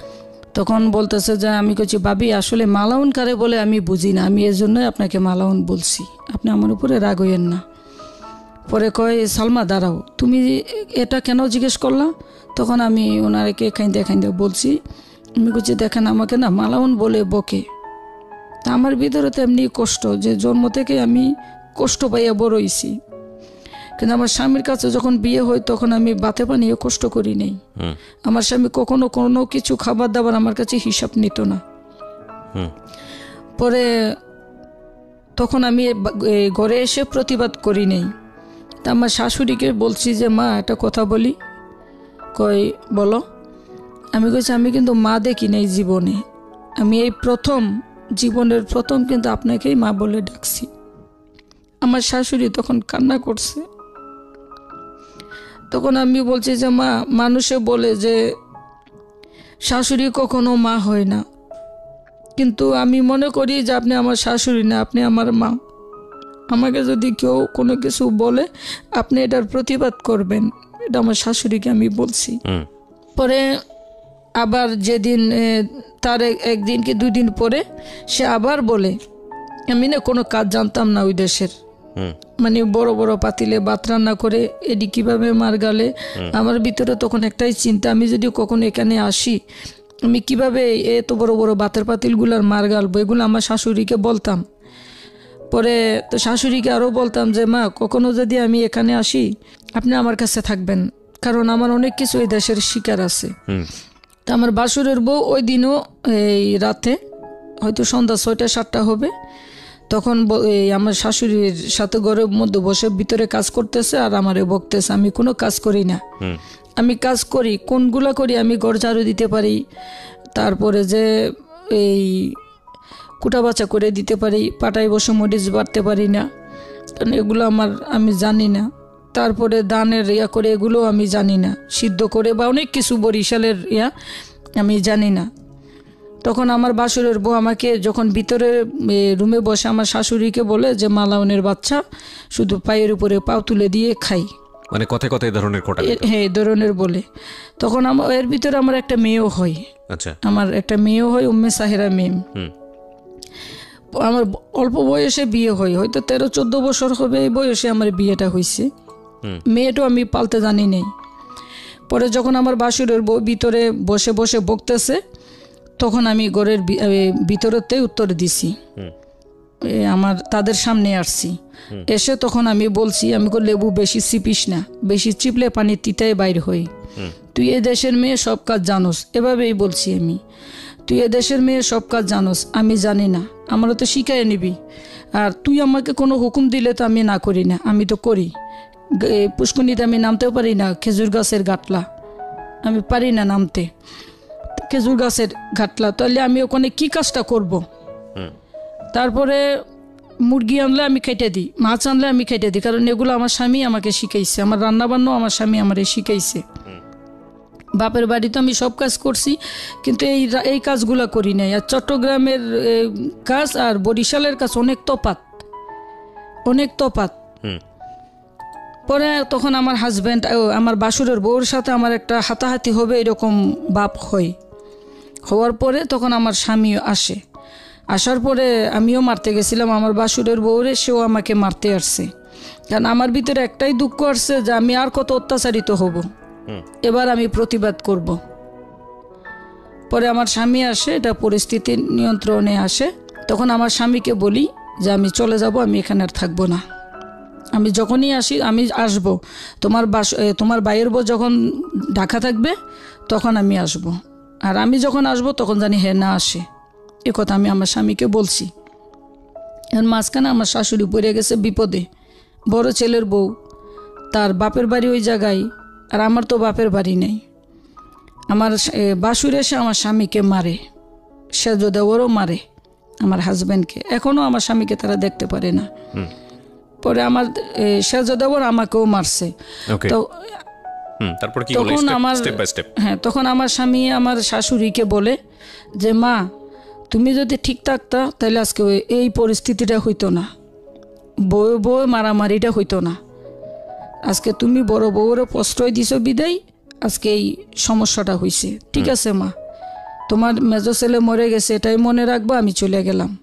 এই বলে আমার স্বামী আমাকে, তখন বাড়ির আরও লোকজন এসে তারা এটা মীমাংসা করে দেওয়ার চেষ্টা করছে, কিন্তু আমি মীমাংসায় আসি নাই। আমার একটু কষ্ট লাগছে, অনেক কষ্ট লাগছে ওই সময় আমার, কারণ আমার জায়গায় হয়তো বা অন্য কেউ যদি হয়তো এরকম কষ্টই লাগতো।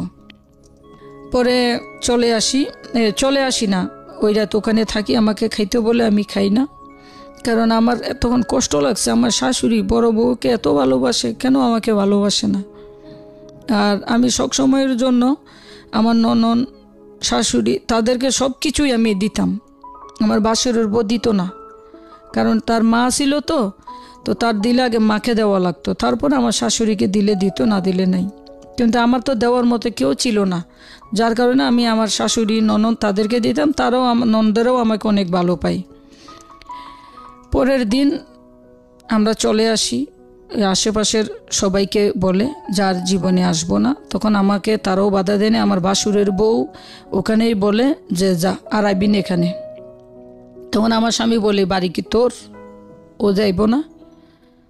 পরে আমি আমার খুব খুব কষ্ট নিয়ে আমি বাড়িটা থেকে বাইরে হয়েছিলাম, কারণ একটাই চিন্তা ছিল যে বাপের বাড়ি তো নাই, শ্বশুর বাড়িতেও যদি না আসি তাহলে ঈদ বলেন কোরবান বলেন আমরা কই যাব। তখন চলে আসি। তখন আমার শাশুড়িও বলছে আমাকে মুখ খুলে একটা কথা, তুমি এখানে আর আইসো না। এটা আমার শাশুড়ি মুখ ফসকে বলে ফেলছে। তখন আমার আরও কষ্ট লাগে। তখন আমি উঠানের মধ্যে দাঁড়াই আমি একটা কথাই বলছি, চলে যাচ্ছি, বাড়ির বউ আমি, যদি কখনোই আপনার এই বাড়ির উপরে আল্লাহর তরফ থেকে যদি কোনো গজব পড়ে তখন আমি আসব। আসমান জমিন যদি সত্য হয়, চন্দ্র সূর্য যদি আল্লাহর সৃষ্টি হয়, 18,000 মাখলুকাত যদি আল্লাহর সৃষ্টি হয়, তা আমি যে কষ্টটা অন্তরের ভিতরে পাইছি আমি আল্লাহর কাছে তার আমি যদিও মাফ করি, আল্লাহ জানি মাফ না করে। এই বলে আমি কাঁদতে কাঁদতে চলে আসি। আমার স্বামী তার আগে বাইরে হয়ে গেছে আমার বাচ্চাটা নিয়ে। পরে আমি এই কথাটা বলে আসি, তখন আমার শাশুড়ি কেঁদে দিচ্ছে। তখন আমরা ঢাকা থাকতাম, গাজীপুর 33 নং ওয়ার্ডে, জাতীয় বিশ্ববিদ্যালয়ের সাথে আমার বাসা, সাইনবোর্ডে লেখা, হাজী আবু সাইদ সুপার মার্কেটের পিছনে আমার বাসা। তখন আমি আমার স্বামীকে নিয়ে আমরা চলে আসি বরিশাল হোটেলে, আমরা ভাত খাই, আমরা লঞ্চে করে ঢাকা আসি। আসার পরে 1.5 মাস পরে রমজান, আমরা জানি কি জন্য গেছিলাম বাড়িতে, 1.5 মাস পরে রমজান। তখন 7 রমজানেই কোনো বাতাস নাই, তুফান নাই, কোনো কিছু নাই, বাড়ির পিছনের একটা গাছ ভাঙা ঘরের উপরে পড়লেই আমার শাশুড়ি আমার স্বামীর কাছে রাতের 4টা বাজে ফোন দেয়, 3টা বাজে ফোন দেয়, সেহেরি খাইতে যখন উঠে না তখন ফোন দিছে যে এই ঘটনা। তখন আমি আমার স্বামীর ফোনটা নিয়ে আমার শাশুড়িকে বলছি যে মা, এখন কি আমি আসতে পারবো? ঘর তো এটা ভাঙছে, আমারও তো প্রতিজ্ঞা ছিল এটা যে এই ঘরেও আমাকে কষ্ট দিছে, তো এখন কি আমি বাড়িতে আসতে পারবো? তুমি আইসো, তোমারও তো আমি রাগ করে বলছি। তখন আমি ঈদে বাড়িতে গেছিলাম। এরপর থেকেই বাড়িতে আমাদের যাওয়া হয় না বললেই চলে। আমার শ্বশুরে আমার হাজব্যান্ডকে একটা জায়গা দিছে, বাড়ি করতো 5 কাঠা, সেই জায়গাটার উপরে হামলা করে আমার বাসুর আর আমার সেজ দেবর, তারা দুজন আমাদেরকে বাড়ি করতে দিবে না। আর আমার স্বামীকে যেন আমার বাসুর মারতেও গেছিল। আমার স্বামীটা 5 ওয়াক্ত নামাজ পড়ে, একটু সরল প্রকৃতির লোক, সবাইকে অতি সহজেই বিশ্বাস করে। যখন আমার স্বামীকে এরা মারতে গেছে তখন আমি ছিলাম ঢাকা। তখন আমার বাসুরকে আমি ফোন দিছি, ফোন দিয়ে আমি বলছি আমি জন্ম থেকেই কিন্তু জ্বলতেছি, এখন আর আমি জ্বলবো না, এখন আমিও প্রতিবাদ করতে জানি, প্রতিবাদ আমিও করব।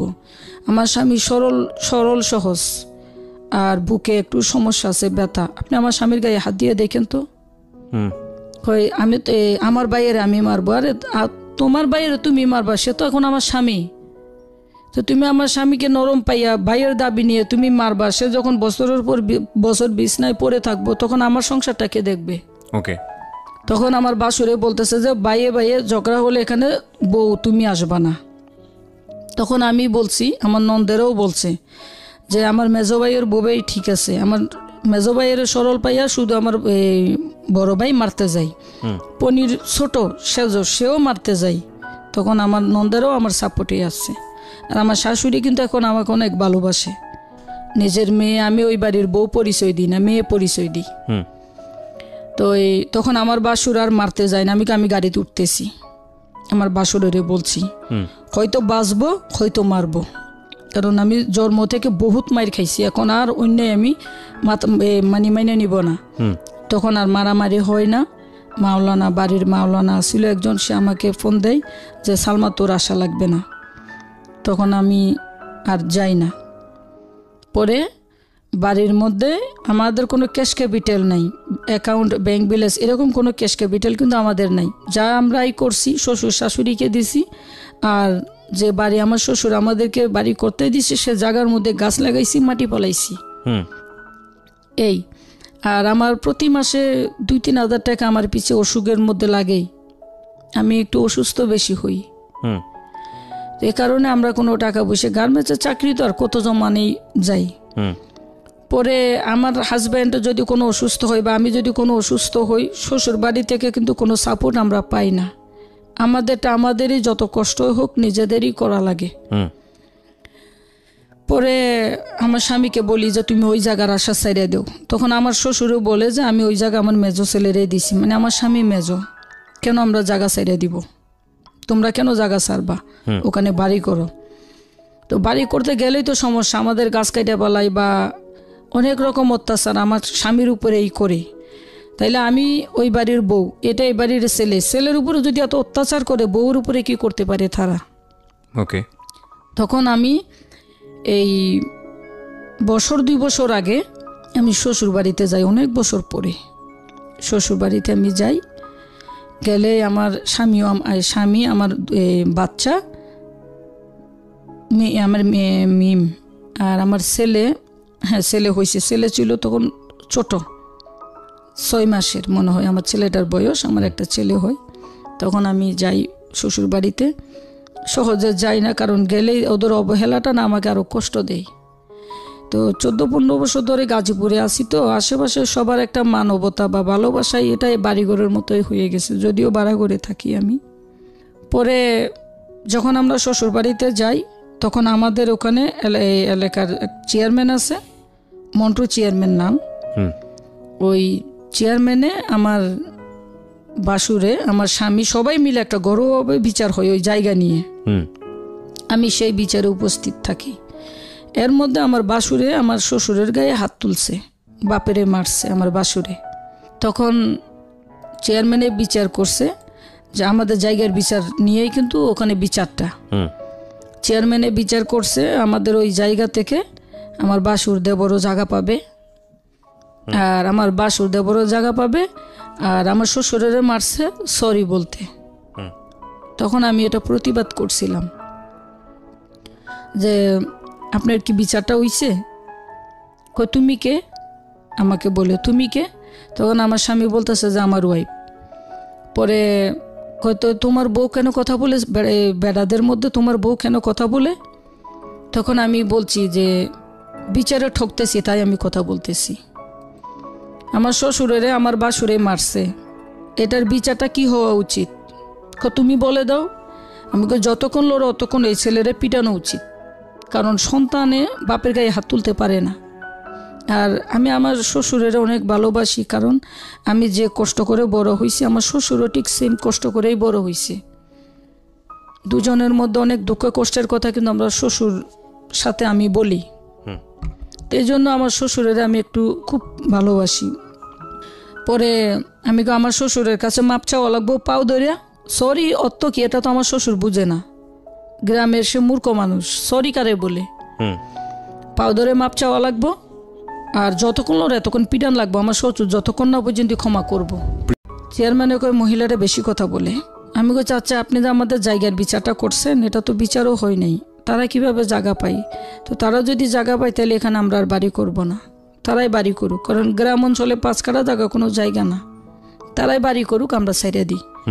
তো আমার স্বামী বলতেছে যে কেন ছাড়বো, এখানে তো আমি এত বছর চাকরি করছি, যে কয় টাকাই পাই আমার মা বাবারও তো আমি চালাইছি, আমার বাসুরও আমার শ্বশুর শাশুড়ির খরচ দেয় না, আমার সেজো দেবরও খরচ দেয় না, খরচ দিই আমরা আর আমার ছোট দেবর জুয়েল, আমরা দুজনেই খরচ দিই। তা আমার স্বামী বলতেছে যে আমি এই জায়গা ছাড়বো না। আমি কো ভাই জায়গা জমি নিয়ে মারামারি খুনাখুনি হইতে পারে, আমি আজীবন ভাড়া করে থাকবো, এই জায়গা আমি কবরে নিয়ে যেতে পারবো না, জায়গা নিয়ে বেজাল করার দরকার নেই। এই বলে এই চেয়ারম্যানেরও বলতেছে ঠিক আছে আপনার জায়গার বিচার করা লাগবো না, জায়গা আমরা ছেড়ে দিলাম। এই বলে আমি আমার স্বামীকে নিয়ে শ্বশুরকে নিয়ে আমি আমার শ্বশুর বাড়িতে চলে আসি।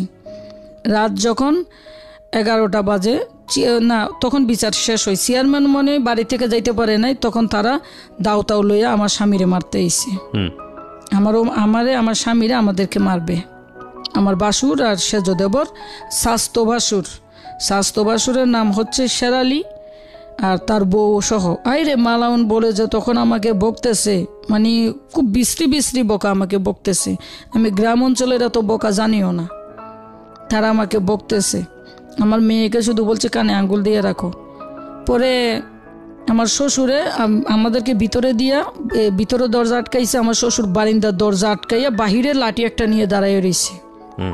কে আই বিআই আমার মেজাজ, আমার স্বামীটা আসলে একটু কথা কম বলে, খুব সরল, খুব সৎ। রাস্তা দিয়ে হাইটা যাবে, তার পকেটে একটা টাকা নাই, যদি সে 1 লাখ টাকাও পায় ওখানে হাত দিবে না। কারণ আমি স্ত্রী হিসেবে বলি যে আমার স্বামী আসলে প্রশংসার যোগ্য। পরে তখন আমি 999 ফোন দিই। আমার মেয়ে আমাকে বলে, মা তুমি এখন 999 ফোন দিও, নাহলে আমাদেরকে মারবো। তখন আমি 999 ফোন দিই। 999 ফোন দিলেই রাজাপুর থানায় ফোন করে 999 থেকে আমি বলছে, দেখেন আমরা 4টা জীবন খুব বিপদ মুখর আছি, আপনারা হয়তো 5-10 মিনিটের মধ্যে যদি আমাদেরকে পুলিশ সাপোর্ট না দেন তাহলে হয়তো বা আমরা নাও থাকতে পারি। আর তখন পুলিশ আসে, চেয়ারম্যানের ফোন দেয়, সেটা আমাকে থানা থেকে এক বড় অফিসারে বলছে, এটা আমি নামটা বলবো না। পুলিশে চেয়ারম্যানের ফোন দেখো, আপনি বিচার যে করছেন ওই বিচারে তো এখন কুবাকুবি হবে। তখন আমরা যাচ্ছি। তখন মন্টু চেয়ারম্যানে বলে, রাজাপুর বড়ইয়া গ্রামের 5 নং বড়ইয়ার মন্টু চেয়ারম্যানে বলে যে আপনারা আসবেন না, থানায় বলে দেয়। কিন্তু এই মন্টু চেয়ারম্যানের ভাই আরেকজন আছে, ওনার নামটা আমার মনে নাই, উনি খুব ভালো, মনির চেয়ারম্যান, উনি যথেষ্ট ভালো মানুষ। এবং আমার লাইফে আমি এরকম সৎ চেয়ারম্যান দেখি না। উনি উপজেলা চেয়ারম্যান এখন, অনেক ভালো উনি। তো আমাদের এই বিষয় নিয়ে উনিও একবার বিচার করছিল। আচ্ছা। পরে পুলিশ ওই মন্টু চেয়ারম্যানের কথা শুনে নাই, পুলিশ ওখানেই আসছে। পুলিশ আসিয়া তাদেরকে হাতে নাতে পুলিশ অনেক কিছু প্রমাণ পাইছে। পুলিশে বলছে আপনারা আর মারামারি করেন না, এরা সকালবেলা ঢাকা চলে যাবে, এদেরকে যাইতে দেন। সকালে আমার ঘুমেই ভাঙে নাই, দরজাটা খোলা, এরা আবার এসে সেম রাইতের পরিস্থিতি। তখন আমি আবারও থানায় ফোন দিই। ফোন দিলে আমার স্বামী ভিডিও করে রাখে যে তারা যে মারতে আসে বা কি কি হাতে নেই এগুলা ভিডিও করতেছে। আমি থানায় ফোনে কথা বলতেছি। তখন আমার দেবর আর বাসুরে বলে, আমি তো এই কথাটা এখানে বলতে পারবো না, খুব খারাপ একটা কথা, অশ্লীল কথা হলে প্রয়োজন নাই। তখন আমার মেয়ে বলে যে বাবা মামার বাড়ি নেই, ঈদ বলো কোরবান বলো আমরা কোথাও যাইতে পারি না। সকালে 11টা বাজে স্কুলে যাই, 4টা বাজে আসি, এই পর্যন্তই আমার যাওয়া আসা। ভাগ্যটা কেন এত খারাপ? আমার মেয়েটা কিন্তু অনেক জ্ঞানের, কয় ভাগ্যটা, একটা মানুষের ভাগ্যটা এত খারাপ। তখন আমাকে বলে যে মা এরকম ভুল তুমি কেন করলা? ওখানে আমার শ্বশুর অনেক কাঁদে, শাশুড়িও কাঁদে, এমন ভুল তুমি কেন করলা যে ভুলে আজকে তোমার ভুলের কারণে আজকে আমাদের সে মাসুল দেওয়া লাগতেছে। 7-এ পড়ে তো মোটামুটি নিজে কবিতা বানাইতে পারে, গান বানাইতে পারে, গজল বানাইতে পারে, অনেক বুঝে। আজকে তুমি মুসলমান হয়েছ বিদায় আমি আমার বাপের ঘরে হয়েছি, আমার মামার বাড়ি নেই, দাদার বাড়ি থাকেও এখন নাই, ঢাকা যাবো আর জীবনে এখানে আসবো না। তখন পুলিশ আসে, এসে আমাদেরকে ওখান থেকে নিয়ে যায়। গিয়ে আমি আবার রাজাপুর থানার মধ্যে এফআইআর করে ওখানে একটা থানা থেকে মামলা করে সে মামলা কোর্টে নিয়ে আমি মামলা চালাই। বর্তমানে আমার বাসুরে সবাই যারা আমার স্বামীর উপরে বেশিরভাগ অত্যাচার আমার স্বামীর উপরেই করতো। আমার স্বামীর উপরে, আমার উপরে বা আমাদেরকে যে কষ্টগুলো দিত, শ্বশুর বাড়িতে গেলে একটা আতঙ্কে থাকতাম, কোন দিক থেকে ইয়ানি কোনো বাসুরের বউ বা কেউ আমার চুল ধরে বা আমার গায়ে নিয়ে হাত দেয়, এরকম একটা আতঙ্কে থাকতাম। গাজীপুরের মধ্যে আমার যে অবস্থাটা, বহুত কষ্টে আমি অনেক দিন যাবৎ জিপারে কাজ করি। আর মোটামুটি গাজীপুরে যারা কন্ট্রাক্টর আছে তারা আমাকে সব সময়ের জন্য কাজ করলো না করলো অফিসে গেলেই 200 টাকা 300 টাকা আমাকে খরচ দেয়। 6টার মধ্যে নিয়ম, অফিসে গেলেই 200 টাকা হাত খরচ কন্ট্রাক্টরেরা দেবেই। কারণ আজকে হয়তো আমার 200 টাকার কাজ হয় নাই, কালকে আমার 1000 টাকার কাজও হতে পারে, এজন্য দেয়। বা অনেককে দেয় না, কিন্তু আমার কন্ট্রাক্টরেরা আমাকে দেয়, জানে আমি অর্থনৈতিকভাবে অত সচ্ছল না। পরে যখন আমি টিনশেড ফ্যাক্টরি ছিল গাজীপুর 33 নং ওয়ার্ড পোলাগাছা রোড, আমি গাজীপুর 33 নং ওয়ার্ডের ভোটার। তখন এই টুইটার আমি মেলা দিন যাবৎ কাজ করি, তখন ওটা টিনশেড ছিল। আমার এমডির নাম হচ্ছে, তখন কোনো চেয়ারম্যান ছিল না। উনি যেমনে বলতো সকাল 8টা থেকে রাত 12টা 3টা এমনি আমরা ডিউটি করতাম। আমি আরও কিছু লোকজন নিয়ে নিজেই সুইংয়ে কাজ করতাম। তো ওনার ফ্যাক্টরিটা যখন এই 7তলা একটা ফাউন্ডেশন হবে এরকম শুনি ওনার কাছে, তখন আমি স্যারেরে বলি যে স্যার আপনার ফ্যাক্টরি যদি 7তলা হয়, আমি তো অনেক বছর যাবৎ কাজ করতেছি, তা আপনি আমাকে কন্ডাক্টারি দিয়েন। আচ্ছা ঠিক আছে, ফ্যাক্টরি আগে হইয়া লোক। ফ্যাক্টরিটা যখন 7তলা হয় তখন আমার বাবুর বয়স 6 মাস। আমি কাজ করি না, আমি বাসায় থাকি, খুব কষ্ট করে চলি। এমডি আমার বাসায় আসে, কতগুলো রিপ্লেট ছিল হাতে। জি। কই সালমা, তুই তো এই এলাকায় অনেক বছর, আর তুই হিন্দু থেকে মুসলিম হইছ, সবাই তোকে বিশ্বাসও করে, ভালো জানে, তুই আমার ইলেকশন কর। তখন আমি বলছি যে স্যার ইলেকশন তো এখন অনেক দেরি, মেলা দেরি, আপনি এখন আমাকে কাজ যদি দেওয়া সম্ভব হয় তাহলে আপনি আমাকে কাজ দেন। এর ভিতরে উনি আমাকে ফোন দিছে 7-10 দিন পর, কত ফ্যাক্টরিতে। আমি ফ্যাক্টরিতে গেছি। আমি যখনই ফ্যাক্টরিতে যাই ওদিন আমার মেয়ের স্কুল বন্ধ দেওয়া লাগে, ওকে, বাচ্চাটা রাখার জন্য। তখন আমি অফিসে যাই, গিয়ে কই এই যে 65,000 নেকটেপ, এটা দেখ, স্টাইলগুলো খুব বড় বড়, আমি তোর এখন কাজ দিব। তখন আমি ওনারা বলি স্যার আমি কিন্তু অর্থনৈতিকভাবে অনেক অসহায়, আপনি যদি আমাকে টাকা পয়সা ঠিকঠাক মতো দেন তাহলে আমি কন্ট্রাক্টারি নিব, মেশিন কিন্তু আপনি দিবেন। তো প্রথমে উনি মেশিন দিয়ে আমাকে কন্ট্রাক্টারি দেয় ওখানে। আমি কিছু আগে যে কাজ করছি অনেক শ্রমিক পরিচিত আছে, সবাইকে আমি ফোন দিয়েছি, আর সবাই আমাকে বিশ্বাসও করে, তারা আসে কাজ ধরে। তো 2-3 দিন অফিস থেকে আমাকে খরচ দিছে, 2-3 দিন পরে আর দেয় না, খরচ দেয় না। তখন আমার স্বামীকে বিরক্ত করি যে টাকা দেও, পোলাবেনেরও খরচ দেওয়া লাগবো। 1 সপ্তাহ এভাবে চলার পরে ফ্যাক্টরির মালিক আমাকে বলে তোর মেশিন নিয়ে আই। আমি মেশিন কই পাবো? তখন আমি বোট বাজার যাই, বোট বাজার গিয়ে কয় যদি কালকে মেশিন না আনোস তাহলে কিন্তু কাজ করতে দিব না। তখনই তো আমার ফ্যাক্টরিতে প্রায় মেলা টাকার কাজ হয়ে গেছে, কারণ 8 জন লোক কাজ করছে, একজন লোক নাইলে তো প্রায় দৈনিক 1000 টাকার মতো কাজ করছে, 8 জন লোকে কাজ করছে। পরে আমি আমার স্বামীকে বিরক্ত করি যে মেশিন নিতে বলে, আমি কিভাবে মেশিন নিব, কোত্থেকে মেশিন নিব, কাজও তো ধরে ফেলছি, সামনেও যাওয়া যাবে না, এখন পিছনেও যাওয়া যাবে না, কাজ করানি লাগবো। তখন আমার স্বামী তার কিছু ব্যক্তিগতভাবে আমাকে 10,000 টাকা মতো দেয়, আমি সেই টাকাগুলো দিয়ে আরও কয়দিন শ্রমিক চালাই, মালিককে মানে ইয়া করে বুঝাইয়া আমি মেশিনের সমস্যা বা স্যার 2 দিন পরে যাইতে বলছে এভাবে বলে আমি আরও সপ্তাহখানিক ওভার করি। তখন আমি বোট বাজার মেশিন মার্কেটে যাই, যেহেতু আমি আগে কাজ করছি, মেশিন মার্কেট আমার পরিচিত আছে। আমি মেশিন মার্কেটে যাই, গিয়ে আমি অনেক দোকানে কথা বলছি, আমাকে কেউ মেশিন দেয় না। তখন আমি আমার এক কন্ডাক্টর ছিল বুলবুল, আমি সে বুলবুল ভাইয়ের কাছে যাই, গেলে বলি যে বুলবুল ভাই আপনারা তো জানেন আমি হিন্দু থেকে মুসলমান হয়েছি, তো আমি অর্থনৈতিকভাবে খুব কষ্টে আছি, আর আমার টাকাও নাই যে আমি অ্যাডভান্স দিয়ে মেশিন নিব, ভাই আল্লাহর কাছে পাবেন আমাকে কিছু মেশিনের ব্যবস্থা করে দেন। তখন বুলবুল ভাইয়ে আমাকে 4টা মেশিন ওখান থেকে ভাড়া নিয়ে দেয় তার রিক্সে। আচ্ছা, এতদিন আমার কাজ করছস, আমিও চাই তুই বড় হ। পরে 4টা মেশিন দেয় বুলবুল ভাইয়ের রিক্সে আমাকে, আমি 4টা মেশিন গেট পাস সহ আমি নিয়ে যাই। ওখানে একটা মেশিন প্রবলেম ছিল, ওটা 1 সপ্তাহ পরে আমি ওই মেশিনটা বাইর করে দিই। 55,000 টাকা আমি SS সোসাইটি থেকে কিস্তি নিয়ে আমি আরও একটা মেশিন নিজে কিনি, জ্যাক সার্ভো আইটি গেট জ্যাক শোরুম থেকে। পরে আমি বিল জমা দিলে তখন আমি আমার শ্রমিকরা কাজ করে, আমি ওই যে 55,000 টাকা যে কিস্তি নিছি ওখান থেকে টাকা দিয়ে শ্রমিকদেরকে টাকা দিছি, 70,000 টাকা আমি সুদে নিছি। এগুলা আমাকে আমি পরিস্থিতি বা মানে শিকার হয়ে আমি এই টাকাগুলো নিছি। 70,000 টাকা আমি সুদে নিয়ে আমার শ্রমিকদেরকে আমি বিল দিই। এর ভিতরে ইলেকশনও চলে আসছে, ইলেকশনে ফেল করার পরে উনি টাকা পয়সা দিতেই চায় না, সে অসুস্থ হয়ে মেডিকেলও ছিল। পরে এখন দাঁড় করতে করতে এলাকার মধ্যে দাঁড় করে শ্রমিকগুলোরে বিল দেওয়া লাগে, বিভিন্ন মানুষের হাত পাও ধরে টাকা আইনা। তো এইভাবে আমি প্রায় 2-3 লাখ টাকা মতো এলাকার মধ্যে দেনা হইয়া যাই, কিস্তিয়ে সুদে দাঁড়ে সব মিলাইয়া।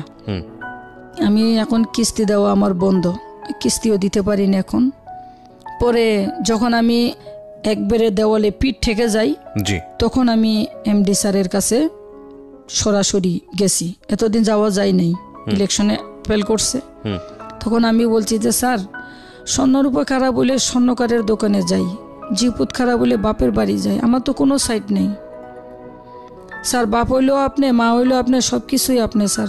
গরিব মানুষ, ব্যবসা ধরছিলাম, বিপদে পড়ে গেছি, কেউ টাকা পয়সা ধার দিতে চায় না স্যার।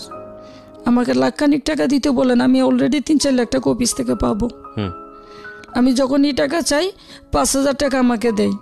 আচ্ছা, যেখানে আমার টাকার প্রয়োজন হয় 1-2 লাখ, সেখানে আমাকে টাকা দেয় 5,000, 10,000। 10,000 টাকা দেয় চেম্পারে, আবার উনি কি জানি একটা এভাবে চাপ দেয়, আমি এভাবে একটা আওয়াজ হয়, আমারে এভাবে ইশারা দেয়। তখন আমি ওনার চেম্পারে যাই, কত আমার বিল টাকা নিচে আছে, আমি কহ স্যার 10,000 টাকা দিচ্ছে স্যার, এই টাকায় কী হইব? আমার 2,000 টাকা দেয়, কালকে নিস। তো ওনারে 2,000 টাকা দিই। এটা গার্মেন্টসের এমডি, সে শ্রমিকের 500 টাকাও বেতন কাটে। Very bad. ওকে। পরে উনি শ্রমিকের 500 টাকাও কাটে, 1,000 টাকাও কাটে, আর সুপারভাইজারদের 5,000 টাকাও কাটে। তো সেখানে আমার কাছ থেকে 1-2,000 টাকা কোনো ব্যাপারই না। পরে উনি যখন আমি ওনার কাছে টাকাটা বারবার চাইছি, স্যার 10,000 টাকায় কী হয়, তখন কয় ঠিক আছে তুই কালকে টাকা নিস। কালকে তো ওনার কাছে যাওয়া যায় না 2,000 টাকার জন্য। আর গেলে উনি বুঝতো যে 2,000 টাকার জন্য আসছে বা 5,000 টাকা নিছে এটার জন্যই আসছে, উনি চেম্পারে অ্যালাউ করতো না। এই 6 তলার মধ্যে যে হেড অফিস, আমাদেরকে হেড অফিসে ঢুকতে দেওয়া হইতো না। অথচ ওই ফ্যাক্টরির কন্ডাক্টর আমরা, আমাদের আন্ডারে 10-12 জন, আমার আন্ডারে 10-12 জন লোক কাজ করে। যে ফ্যাক্টরি থেকে আমি 4 থেকে 4.5 লাখ টাকার বিল জমা অলরেডি দিয়ে দিছি, সেই অফিসের ভিতরে হেড অফিসও আমার ঢুকতে দেওয়া হয় না। আর শুধু আমি না, কোনো পাওনাদার হেড অফিসে অ্যালাউ করে না, শুধু আমি না, আরও তো বিভিন্ন সাইড কন্ট্রাক্টর আছে প্রত্যেকটা সাইডেই। পরে আমি জোর করে আমি ওনার চেম্বারে যাই, তারপরের দিন যখন ঢুকতে দেওয়া হয় না, জোর করে যাই। আমি জোর করে গেছি বিদায়, উনি পুরা হেড অফিসে সবাইকে মিটিংয়ে ডাকছে যে কন্ডাক্টর কেন এখানে এসে ঘোরাঘুরি করবে, এখানে আসবে। তখন আমি ওনার চেম্বারে সাহস করে ঢুকি, এত কিছু ওভারটেক করিয়া। আমার শ্রমিকরা কাজ করতে চায় না, 2.5 লাখ টাকার বিল আমি এখন জমা দিব, আর সেখানে 4.5 লাখ টাকার বিল আমি জমা দিয়ে দিছি। 2.5 লাখ টাকার বিল আমি জমা দিব ঈদের মাসে। উনি কেন কীভাবে কথাটা বলে যে কন্ট্রাক্টর কেন এখানে আসবে, তাহলে ঈদের মধ্যে বিল দিব না, শ্রমিক তো আমাকে রেহাই দিবে না, আর আমি কত সুদ নিব, কত দেনা নিব, কত কিস্তি নিব, আমি কীভাবে এই টাকাগুলো শোধ করব? তখন আমার ভিতরে একটা মানসিক চাপ চলে আসছে। তখন আমি ওনার চেম্বারে যাই, গেলে উনি কোনো কথা নাই, উনি চেয়ারের থেকে উঠে আমার একটা গাড় ধাক্কা দেয় মালিকে। গাড় ধাক্কা দিলে টাইস, যে এখানে তো কার্পেট, ওখানে এটা ফাঁকা টাইস করা ফ্লোর, আমি পড়ে যাই। আমার বাচ্চার বয়স 1.5 বছর, সবাই দেখছে, সিসি ক্যামেরাও আছে ওখানে। তখন আমি খুবই লজ্জিত, মানে খুবই লজ্জিত, আমার কাছে খুবই লজ্জা লাগে। একটা মালিক তার চেম্বার থেকে আমাকে যে ঘাড় ধরে ধাক্কা মেরিয়া ফেলাইয়া দিছে, এটা প্রত্যেকটা অ্যাকাউন্টিং, মার্চেন্টাইজার সবাই দেখছে, সবাই দেখে মাথাটা নিচু করে দিচ্ছে। তা আমিও খুব লজ্জা পাইছি একটাই কারণে, যখন আমি পড়ে যাই তখন বুকের সাথে চাপ খাইয়া আমার বাচ্চা যে দুধ খাই ওখানে কিন্তু পড়ে, চাপ লেগে পড়ে। তখন আমার কাছে আসলে একজন নারীর কাছে এটাই জীবনের সবচেয়ে বড় কষ্ট, বুঝছেন? যখন পেটের তাগিদে আমরা কাজ করি, আমরা নারী উদ্যোক্তারা কিন্তু এরকম জায়গায় জায়গায় লাঞ্ছিত হই। আমি ওনা দিয়ে ওগুলো মুছে দিই, আর খুব কষ্ট বড় মন নিয়ে আমি ওখান থেকে আমার শ্রমিকদের কাছে আমি আসি। এসে আমি তাদেরকে বলি, আমাকে আর 2-3টা দিন তোমরা সময় দাও, তোমরা কাজ বন্ধ করো না, তোমরা কাজ চালিয়ে যাও, কারণ কাজ বন্ধ করলে আমার ক্ষতি। তখন আমাকে একটু দিব যে কাজ বন্ধ করছে, কন্ডাক্টর বাইর করে দিছি, ভাইগো আমি অনেক টাকা দেনা করছি, তোমরা কাজ বন্ধ করো না। তখন একটা শ্রমিক খুব প্রবলেমে ছিল, আমি ওর জন্য আমার বাকি দোকানদারের কাছে গিয়ে হাত জোর করে যে ভাই আমার এখন এমন পরিস্থিতি, কাজও ছাড়তে পারবো না, কাজ বন্ধও করতে পারবো না, ওকে আমাকে 10,000 টাকা দেন। তখন এই টাকাগুলো নিয়ে আমি আমার শ্রমিকদের ওই লোকটারে দিই যে লোকের বউ বাচ্চা পেটে মেডিকেল সিজার হচ্ছে, আমি তারে নিয়ে দিই। আর আমার এখানে যারা কাজ করতো তারা আসলে খুব অসহায় গরিব, তারা আমি যদি তা করে বিল দিই তাহলে তারা বা রুম ভাড়া বা খাবার খরচ এগুলোই তারা বহন করে। কিছু কিছু গরিব অসহায় নারীও আমার ওখানে কাজ করছে, নারী পুরুষ দুজনে মানে সবাই কাজ করছে। তো আমি তাদেরকে যখন এগুলো বুঝাইতেছি আর আমার স্বামীকে ফোন দিয়ে দোকানদারের কাছে আমি বলে আসছি আমার স্বামী 10,000 টাকা নিয়ে আসছে, ওই লোকেরে আমি ওই অপারেটরের দিই। তখন আর একটা মেয়ে ছিল, স্বামী নাই, খুব অসহায় মেয়েটা, খুব কাঁদতেছে। তখন আমি বলছি আমার স্বামীর বেতন হইলে আমি ওই টাকাটা তোমারে দিব, আচ্ছা তুমি কাজ করো বোন, তোমরা কাজ করো। 2-3টা মেয়ে খুব অসহায়, ওরা তোমরা কাজ করো বোন, কাজটা বন্ধ করো না। এর ভিতরে এমডি ফ্লোরে আসে, এরকম ফ্লোরে এসে যে অশ্লীল ব্যবহারগুলো করছে আমাকে আমার শ্রমিকদের সামনে, একটা মালিকের ব্যবহার যে এত খারাপ হইতে পারে এটা আমার জানা ছিল না। তখন আমি মাথাটা নিচের দিকে দিয়ে কান্না করতেছি, কারণ উনি একটু আগে আমার গায়ে হাত দিল, আবার এখন এসে উনি আমাকে অপমান করতেছে। আসলে আমার টাকা পয়সা নাই বিদায় অফিসের টাকাটা আমার খুব প্রয়োজন ছিল, ওই মুহূর্তে আমি ঘরে বাজার করি না, তারপরেও আমি শ্রমিকদেরকে খরচটা দেওয়ার চেষ্টা করছি। কই তুই কালকে থেকে অফিসে ঢুকবি না, আমি সিকিউরিটিরে বলে দিব তোর কোনো ওয়ার্কার আমার ফ্যাক্টরিতে ঢুকবে না। আমি যে কদিন কাজ করাইছি ওখানে আমি আমার প্রত্যেকটা শ্রমিক মানে 2 জনের খুব সিনিয়র অপারেটর আমি ওখানে বসাইছি। পরের দিন আমি মনে করছি কি স্যারে রাগ করে কথাটা বলছে। পরের দিন গেটে আসি, আমার শ্রমিকগুলা সহ দেখি সিকিউরিটির হাত সত্যই ঢুকতে দেয় না। এখন আমার মেশিন অফিসের মধ্যে, তারপরে মেশিন মার্কেট থেকেও আমাকে এর আগে টাকার জন্য চাপ দিছে, মেশিনও আটকাইয়ে দিছে। ঈদের আছে আর 10 থেকে 15 দিন। এই সময় কি কোনো মানুষ, কোনো মুসলমান এরকম করতে পারে বলেন? 7-8 জন লোক গেইডে, তারা আমার গায়ে হাত দিছে প্রকাশ্যে, তারা আমার ধাক্কাইছে, আপনি এখান থেকে চলো যান, আমার শ্রমিকদেরকে ধাক্কাইছে। তখন আমি সন্দেহ করছি, আমার শ্রমিকগুলারে সরাইয়ে দিছি, ছেলেগুলারে, মেয়েগুলা ছিল সাথে। তখন ওরা আমাকে ধাক্কাইতেছে, এখান থেকে চলে যান। আমি বলছি এটা সরকারি রাস্তা, আমি কেন এখান থেকে চলে যাব? এখানে আমি এই এলাকার ভোটার, এখানে দাঁড়ানোর অধিকার আমার আছে। আসলে কি ওদের তো, ওরা তো এলাকার স্থানীয়, ওদের কাছে কোনো মানবতা জিনিসটা নাই। তখন আমি ওখান থেকে চলে আসি, তাও আসতাম না। পাশের চার দোকানে আমি বসে আমার যারা যে শ্রমিকগুলো আসছে তাদের নামগুলো আমি লিখতেছি। এর ভিতরে আসছে ওই যে এমডির একজন লোক আসছে, সে কয় আপনি এখানে কেন? আমি কই ভাই আমি ওদের নামটা লিখে চলে যাইতেছি, তুমি স্যারেরে যাই কিছু বললো না। এই ছেলে যে স্যারেরে বলছে যে স্যার সালমা তো দোকানে বসে আপনার জন্য সমালোচনা করতেছে। আমি কিন্তু ওখানে বসে আমার যে শ্রমিকগুলা যে আগের দিন কাজ করছে তাদের যে খরচটা দিছি ওটা আমি লেখি নেই, ওটা আমি ওই দোকানে বসে বসে আমি লিখতেছি, কারণ এটা হয়তো এই সুযোগটা আর পাবো না, এই শ্রমিকগুলার হতে আমি আর নাও পাইতে পারি। তখন আমি এটা লিখতেছি। এর ভিতরে এমডি আইসে লাঠি লইয়া, মোটা একটা লাঠি লইয়া এমডি স্যার আইসে। দোকানদারের যে মারাটা মারছে, 3 দিন অসুস্থ ছিল দোকানদার, কিন্তু আমি খাইছি 2টা বাড়ি ওই সময় পিঠে। আমি লজ্জায় কাউরে বলি নাই, কারণ ওই এলাকায় আমি 15 বছর, আমি একজন নারী উদ্যোক্তা, একটা মালিক আমাকে মারছে, এই কথাটা আমি কিভাবে বলি বলেন? এই কথাটা আমি বলতে পারি নাই। আপনাদের তো উইমেন চেম্বার অফ কমার্স আছে, অন্যান্য প্রতিষ্ঠান আছে, থানা পুলিশ আছে, আপনি সেখানে যাননি কেন?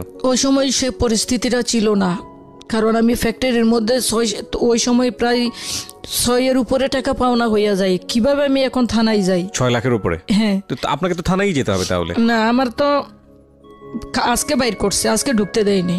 হ্যাঁ, এই গ্যাঞ্জামগুলো তো আজকে হইতেছে। হ্যাঁ, তারপরে কি করলেন আপনি? তারপরে আমি এই মায়ের খাইয়ে আমি ঘরে আসি, আমার মেয়েকেও বলি নেই। শুধু আমার স্বামীকে রাইতে বলছি যে মিমের আব্বু কি করতাম, আমি তো ওর জন্য থানা পুলিশ করে পারবো না। তো মিমের ভাবে বলতেছে যে থানা পুলিশ করে পারবো না, একটু ধৈর্য ধরো, টাকা দিয়ে দিব, যেহেতু গায়ে হাত দিছে। তো আমি বলতেছি আমি কালকেও যাবো, গিয়ে দেখি টাকা দেয় কিনা। তখন আমি এলাকার কিছু গণ্যমান্য লোক দ্বারা তারও বোঝানোর চেষ্টা করছি, যার কিছু না হোক বা আমি একজন নো মুসলিম হিসেবে আমাকে মানবতা দেখাই আমার টাকাগুলো আর মেশিনগুলো দিয়ে দিতে বলেন। পরে ওনারা বোঝানোর চেষ্টা করছে। আর আমাদের ইয়ার কাছে গেছিলাম, কাউন্সিলরের কাছে, সে বলতেছে যে আমি ওর কাছে আমি কোনো কিছু বলতে পারবো না। আমি আপনি তো শুনছেন আমাকে মারছে, আপনি তো শুনছেন আমাকে মারছে। আমার স্বামী বলতেছে কই দেখো আগে যেহেতু গায়ে হাত দিচ্ছে টাকা দিয়ে দিতে পারে। পরবর্তী উনি আমাকে আমি পরে যখন স্থানীয় লোকজন দ্বারা আমি কথা বলছি, কাউন্সিলরের কাছে গেছি, পরে ওনার কানে গেছে যে আমি বিভিন্ন লোক দিয়ে তাকে রিকোয়েস্ট করাইছি, ফ্যাক্টরি চেয়ারম্যানের কাছেও ফোন দেওয়াইছি, অনুরোধ করছি সবার কাছে জানি আমার টাকাটা আমাকে দিয়ে দেয়, মেশিনগুলো দিয়ে দেয়। পরে উনি আমাকে ডেট দিল যে ঈদের 2 দিন আগে, যে সব ফ্যাক্টরি যখন ছুটি দিয়ে দেয় 2-3 দিন আগে, ওই সময় যাইতাম, খোঁজখবর রাখতাম, আমাকে 1 লাখ টাকার চেক দিবে। আমি শিওর যে আমাকে যেহেতু চেয়ারম্যানে বলছে আমাকে চেক দিবে। তখন আমি আমার স্বামীকে বলছি থাক ভাই, মায়ের যে 2টা খাইছি কেউ কিন্তু দেখে নাই, দোকানের ভিতরে দিছে আমাকে দুটোটা বাড়ি, কেউ দেখে নাই। তো 1 লাখ টাকার চেক দিব, তোমারও তো বেতন হবে, আমি মোটামুটি দিতে পারবো। পরবর্তী মাসে আস্তে আস্তে দিলে হয়তো আমি শ্রমিকগুলারে ক্লিয়ার করতে পারবো, দেনাগুলো দিব। কি করব, ভুল করে কন্ডাক্টারে নিছি। পরে ওনাদের ডেট অনুযায়ী আমাকে অ্যাকাউন্টসে ফোন দেয়। আচ্ছা, ঈদের 2 থেকে 3 দিন আগে অ্যাকাউন্টসে ফোন দেয়। ফোন দিয়ে বলে যে আপা আপনি কই? আমি কইছি ভাই বাসায়। আপনার জন্য 1 লাখ টাকার চেক দেওয়া হয়েছে। তো 1 লাখ টাকার যখন চেক দেওয়া হয়েছে, আমাকে ঠিক আছে ভাই আমি কখন আসবো? কই আপনি 12টার দিকে আসেন, দুপুর 12টার দিকে। আমি এখন ব্যাংকে আছি। আমি দুপুর 12টার দিকে ফোন করছি, তখনও উনি বলে যে আমি ব্যাংকে আছি। সে তখন অফিসের মধ্যেই ছিল। পরে 2টা বাজে উনি আমাকে ডাকছে, আমি গেছি, গেলে কথা বলতে পারি না, এরকম করতে করতে 5টা বাজে, তখনও আমি ফোন দিই, ব্যস্ত আছি। তবে অ্যাকাউন্টিং যদি আমাকে বলতো যে আজকে আপনার জন্য ভয়ঙ্কর পাত অফিসের মধ্যে, আপনাকে যতই লোকে ডাকুক, যেই ডাকুক আপনি আসবেন না, তাইলে কিন্তু আমি যাইতাম না। কিন্তু আমি অ্যাকাউন্টিংকে অনেক শ্রদ্ধা করতাম। তো সে নামাজ কালামও পড়তো। আসলে পাপে বাপেরে সারে না, তার শাস্তি হয়তো সে এখন পাইছে। পরে রাইতের যখন 11টা বাজে, তখন সিকিউরিটি বলে আপনাকে ভিতরে ডাকে। তখন আমার যেই নাম্বারে আপনাদের সাথে কথা হয়েছে নাম্বারও ছিল, গ্রামীণ নাম্বারও ছিল, যে একটা ভিডিও ভাইরাল হয়েছে আমার, সে ভিডিওতে আমার ওই গ্রামীণ নাম্বার ছিল, সবই ছিল। কি ভিডিও ভাইরাল হয়েছে আপনার? ভিডিওতে কি একটা ভিডিও আমি সুসাইড করব বলে একটা ভিডিও দিছি ফেসবুকে। আচ্ছা, সেই ভিডিওর মধ্যে আমি ওনাদের নাম ঠিকানা সহ উল্লেখ করছি। তো তখন আমি ওই সিমটা আমার সাথে ছিল। 11টা বাজে আমি ভিতরে যাই, যখন আমি রুমে ঢুকি তখন আমি দেখি 7-8 জন অচেনা লোক, এর মধ্যে আমি 2-3 জনকে চিনি। আর আমার গলায় কিন্তু একটা চেন ছিল, কানে 1 জোড়া কানের দুল ছিল। এগুলো আমি যখন বাপের বাড়ি থেকে আসি না, তখন আমার বাইয়ের বউয়ের ছিল, আমি নিয়ে আসছিলাম বাপের বাড়ি থেকে। তো এগুলা ছিল। ফ্যাক্টরিতে ঢোকার আগে আমি ওই ফ্যাক্টরির একজন মণি ম্যাডাম নামে ম্যাডামকে বলি যে ম্যাডাম আপনি আমার এই চেনের কানের দুলটি রাখেন তো, চালু যদি আবার থাপত